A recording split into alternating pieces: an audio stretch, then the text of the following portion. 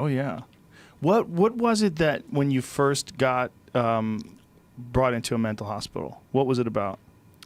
Well, I had got hit by a car, and the hood ornament went in my head, in my brains, and scrambled them. And I used to be an A-plus math student. I was just great in geometry. Oh my God, I loved geometry. I got straight A's. And then, I sort of fell apart after that. It took a long time to heal from it. And, How much did your personality change? Oh, it changed drastically. But, you read all that stuff about traumatic head injuries now, because I do read a lot and talk to a lot of football players who have the same thing, and we do discuss it. Yeah, you change right away. Yeah. It's still you, but it's like it's kind of like an artificial intelligence you. Did you find that you became much more impulsive? Oh, yeah. Yeah. You know what well, yeah, here's what happened. I was crossing the street on my way to school. How old were you? I was 16. No, I was 15. Going to first week of high school. And I was a big nerd.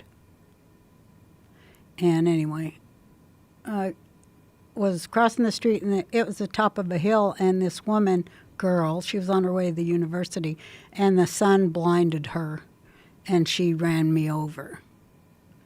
And the rest is history. How long were you in the hospital for? So first you Some must weeks. have been in a medical hospital first, and then you were admitted to a mental hospital afterwards. Well, there was about 3 months in between. Right.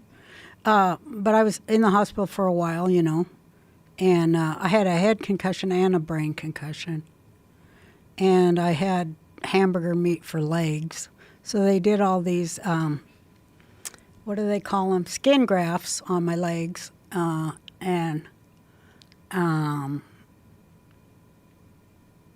Yeah, I was in there for a while.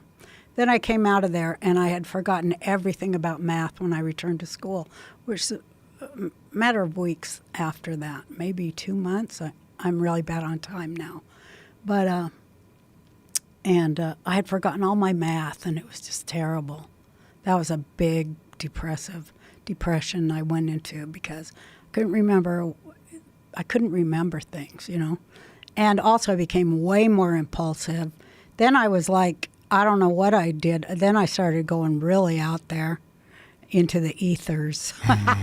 I went way out there. Like how so? Way out. You know how you go way out. Do you ever go way out? Not really. I mean, I've had a lot of head injuries. Oh, yeah. But not terrible. Mm-hmm. Mostly just punches and kicks.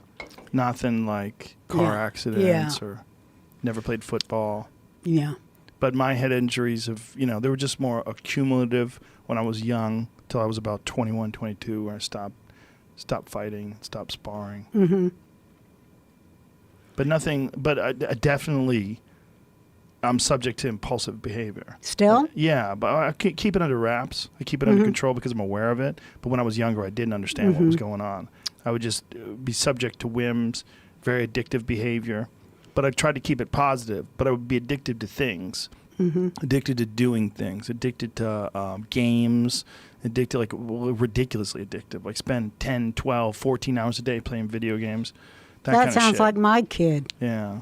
Well, some of it's just normal because video games are awesome. But Yeah. it would be, for me, it'd be everything. Martial arts, pool, whatever it is. I'd just be completely obsessed with it and be thinking about it all day. And in a point where it wasn't necessarily healthy. Yeah. And just on a whim, I would just want to go do something. I almost had no control over compulsions. And I think some of that is, whatever brain injuries that I've had are very mild in comparison to a lot of people that I know. Certainly very mild in comparison to yours.